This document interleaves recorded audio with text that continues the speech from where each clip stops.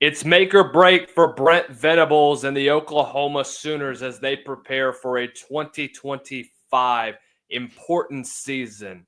Could this be Brent Venables' last year in Norman if a failure of a season is to occur? What happens if expectations are not quite met, but yet they're competitive? We'll talk all of that and more. This is the Oklahoma preview on the Voice of College Football SEC. I'm your host, as always, Lucas Hill. Thank you guys for tuning on in. Make sure you do us a favor. Hit the like, share, and subscribe button. Turn on that bell notification so that you are notified for every time we post a new video. Got Josh Mahler from Oklahoma at the Voice of College Football joining us. Head him up on X at Real Josh Mahler. Josh, good to see you, my friend. Yeah, it's good to be here. I appreciate you for having me on.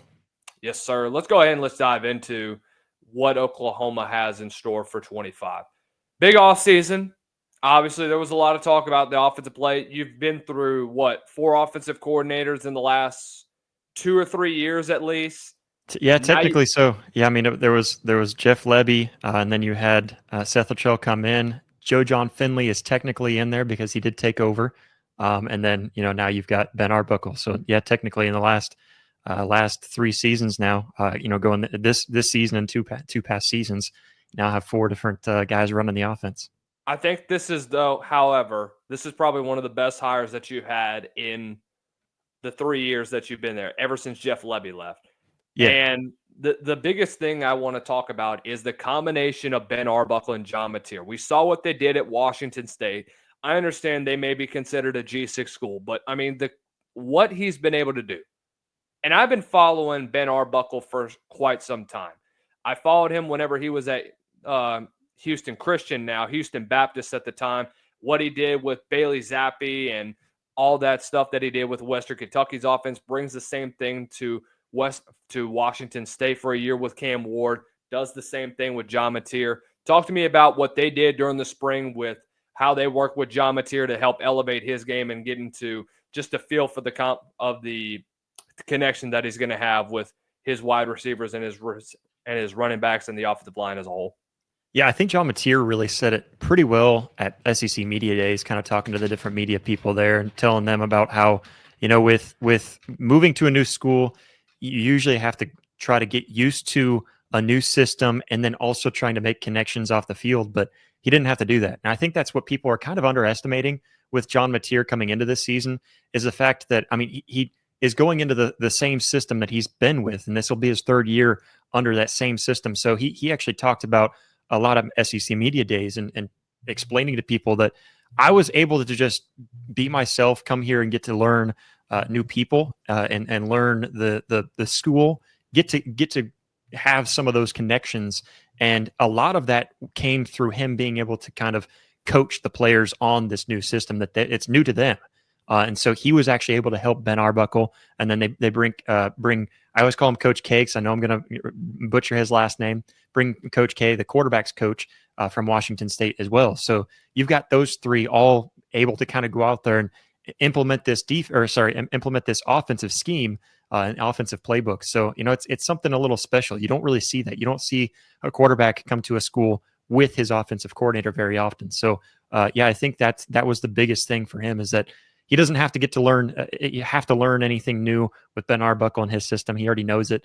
He's able to just jump right in there and build relationships, and I think he's done pretty well with that from the sound of things. From what we've heard, the offensive line was a big Achilles heel last year, especially when it came to 3rd down. And I think it translated from the opening game against Temple. And we saw from then on just the same old offensive struggles. You couldn't get either Jackson Arnold or Michael Hawkins Jr. into a groove early on. Talk to me about what they've done throughout the spring to improve in that area. Yeah, I mean, you added some big guys. You've got several returners from last season that got a lot of playing time because of the injuries. And I think that's the most important thing. But then, you bring in guys like Mikula from, I believe he came from Stanford, if memory serves me correctly. You bring in Derek Simmons, who is a really big get out of the transfer portal, one of the biggest gets on the offensive line, I think. He was rated very high in the transfer portal. And then, you bring in a lot of guys, young guys like Logan Howland, Troy Everett. You've got several guys that had some playing time last year because of the injuries. Eddie Pierre-Louis is another one, kind of throwing in there, and then you've got some young guys as well that Brent Venables even talked about at SEC Media Days as guys that might even be seen on the field, and Ryan Foje, and then also Michael Fasusi, who are two true freshmen, 4-star and 5-star true freshmen on the offensive line. So very interested to see if they do make an appearance and if they make an appearance that actually means something, a meaningful appearance on the field. So that's one thing that you've got some worries, but what you saw and what you heard a lot through some of the spring ball was that they were competitive with the defensive line. And anybody that knows Oklahoma from last season and going into this season is they've got one of the best and deepest defensive lines in the nation right now. And, so the fact that they're able to be competitive in the spring says something about it. Of course, that's got to translate over to the fall. And it's also got to translate whenever you start playing ball against other defensive lines too. So we'll see. I think I'm hearing a lot of good news, a lot of upside to that offensive line. And I mean, I keep on teasing people about this. They tell me to stop saying it, but it really can't get worse than it was last season. I talked to an insider earlier in the month of February about Fasusi. They say he is going to transfer. What have you heard about his status? Is he a guy that's probably going to end up, or not transfer, but redshirt this year, learn the offensive line scheme, and get ready for what should be more reps for him in a possible starting role for next year? I would think with him and Ryan Foje, I think you get them some meaningful play time, but like you said, redshirt, that would be the smartest move, I would think, and try to retain them, keep them fresh, but then also throw them in there for some meaningful time. If you're winning by a sizable margin against Kent State or something, throw them in there. Or honestly, against Kent State, you could probably put them in there the entire game. But maybe if you're winning larger against, I don't know, maybe a Missouri. That's one that I think Oklahoma could pull away from if they were to really play well. So, if something like that were to happen, throw them in there against some of this SEC competition. Who knows? But yeah, I think that would be the smart move. From what Brent Venables said at SEC Media Days, I'm kind of thinking that he feels like they could be key contributors this season. So I'm not sure, but I do think the smartest move would just be let them redshirt, let them stick around, learn the system, like you said. I think that'd be the best move for Oklahoma going forward.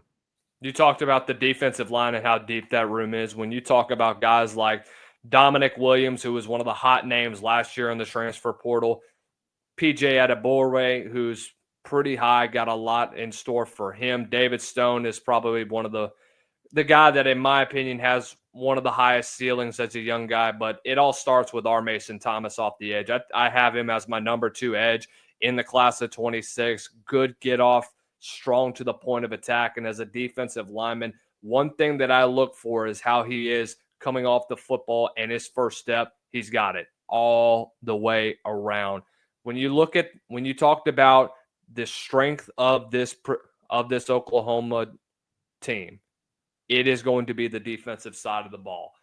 Everybody's gonna look at, well, you lost Billy Bowman, you lost a lot in your linebacking room, but many people forget the Bowden twins, in my opinion, could turn into probably the best duo in college football by the time we get to the start of the season. In my opinion, they're starting to develop really well and knowing that you have a Brent Venables defense that has been very good in effectively translating DBs to the next level. The Bowden twins are only next up in line. So when you look overall at where this defense is at, where do you see from how Brent Venables takes over from what Zach Alley left behind? I'm not saying that Zach Alley was a bad defensive coordinator at all. I thought Zach Alley went out and turned out to be one of the more underrated names in college football. That's why he's with Rich Rod right now.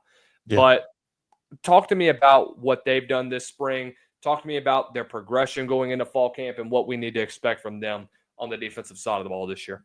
Yeah, from what I've heard, it's one thing to note is that it's Brent Venables calling the defense now, and like you said, he's one of the best defensive minds in the game. If he were just a defensive coordinator, he'd be talked about as top 5, possibly top 3 defensive coordinators in the game right now. So, I think a lot of the players, from what I've kind of gathered, it's not that they were happy that Jim Knowles didn't end up getting hired at Oklahoma, but they're happy to know that it's Brent Venables calling the plays. And they feel like there's not really anything different because Brent Venables had Zach Alley running his defense. Yes. And so, it was definitely Zach Alley helping and putting in a lot of input, calling the plays, taking some of that pressure off of Brent Venables. But Brent Venables, that was his defense, and now being able to be the actual guy that is calling everything, he's taking full control there. I think that's a good sign for this defense, and I think the defensive players are excited about that. You brought up R. Mason Thomas, Robert Spears Jennings, another guy to watch out for. Kendall Dolby should be healthy. I just talked to him last week, I think it was, and he's very optimistic about going into the season. Very excited to get back out there. He's one of those cheetah guys that comes down and he loves getting big hits in the backfield. And then you brought up Eli and Peyton Bowen and how amazing those two guys are. Some injury concern about Eli, which is kind of concerning because you want to make sure your corners are up and healthy, but hopefully they've got him under wraps by the time. Gentry Williams is a guy that's been talking a lot and saying, I hear that people are calling me injury prone, but I'm ready to go out there and show them that I can play all 12 games in the regular season this upcoming season. So that's a guy, man. He's a game changer on defense. And then they bring in Kendall Daniels, who is a linebacker from Oklahoma State, and then also Marvin Jones Jr. to kind of complement R. Mason Thomas.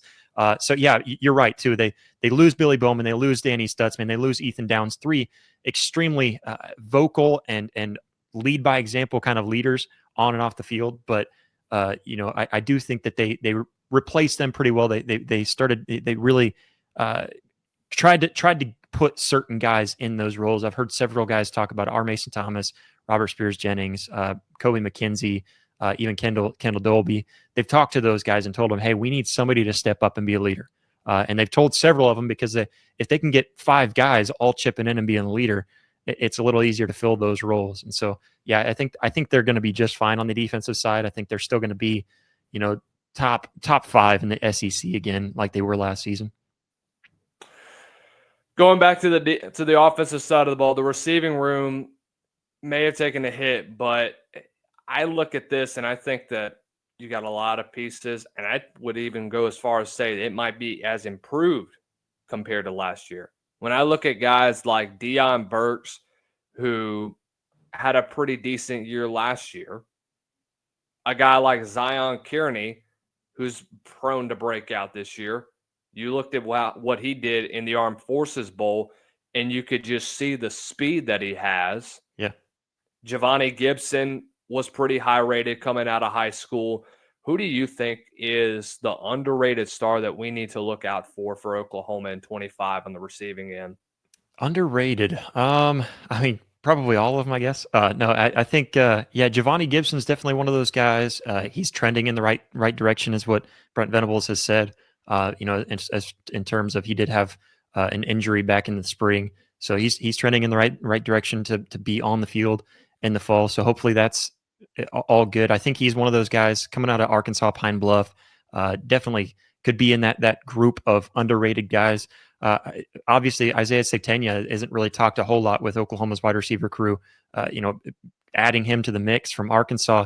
But I would say, you mentioned Zion Kearney, and I think he's a guy that could have that breakout season that people are kind of shocked, like, wow, who is this kid? Why wasn't he playing more last year?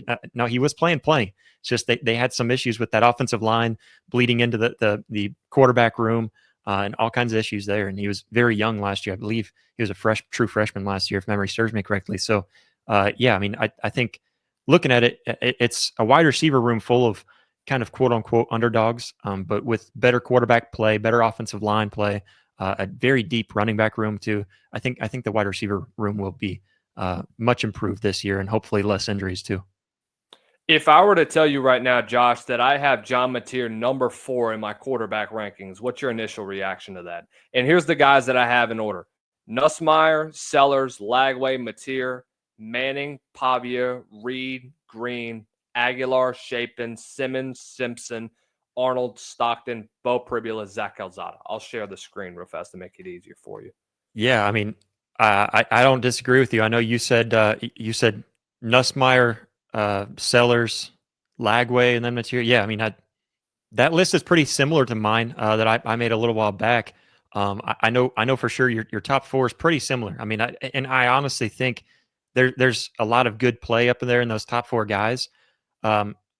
Here's the thing with John Mateer. right now there is a lot of question marks with him, right? There's people are kind of questioning if he's going to transition to the SEC. Everybody knows what he was able to do whenever he was at Washington State, but can that translate over? One big thing is he can't be taking hits the way he was last year at Washington State, or else he's going to get hurt. So yeah, I mean, I like that ranking quite a bit. I think number 4, number 5, right in that range. I think I might have had him at number 3, just above DJ Lagway in my rankings, if I remember correctly. But yeah, those top 4, top 5 guys are pretty close.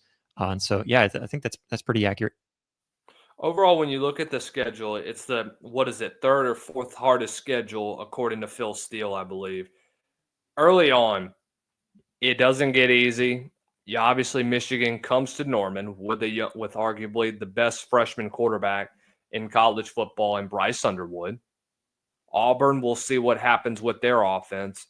Obviously, Red River, going to Willie B, Ole Miss at home, at Tennessee, at Bama, and then Missouri and LSU at home. Realistically, I have y'all at 7-5. My losses, I see you guys losing Red River, at Willie B, at Tennessee, at Bama, and I do have you guys losing to LSU as well.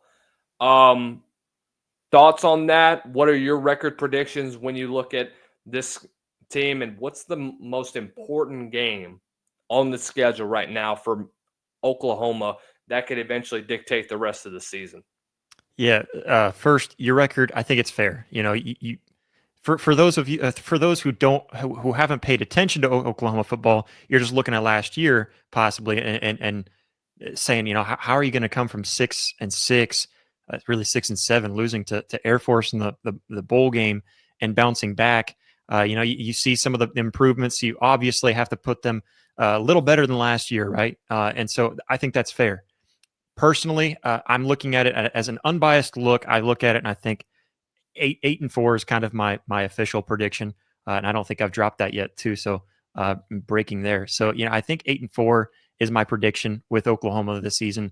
I'm thinking with teams like Texas, and then going to Alabama. You've got LSU in there, and then that fourth one could really come from a multitude of teams. I think you could lose to Michigan if Bryce Underwood is what he's hyped up to be, and if their wide receiver room can catch the ball. And then you might lose at Tennessee if Joey Aguilar is better than what he's predicting to be, or what he's predicted to be, and what Tennessee is predicted to be. So yeah, I like that quite a bit. And I think in terms of the game that's going to decide, to me, how Oklahoma looks, a lot of people are saying Michigan. And let's say that Oklahoma, even if they whoop Michigan, let's say they beat them by 20 points. Is that actually telling of how good Oklahoma is, or is Michigan just not gelling well with their new quarterback and trying to fix that offensive line that they had injuries with last season, trying to fix the wide receiver room that was a disaster? They're a mirror image of each other last season, Oklahoma and Michigan.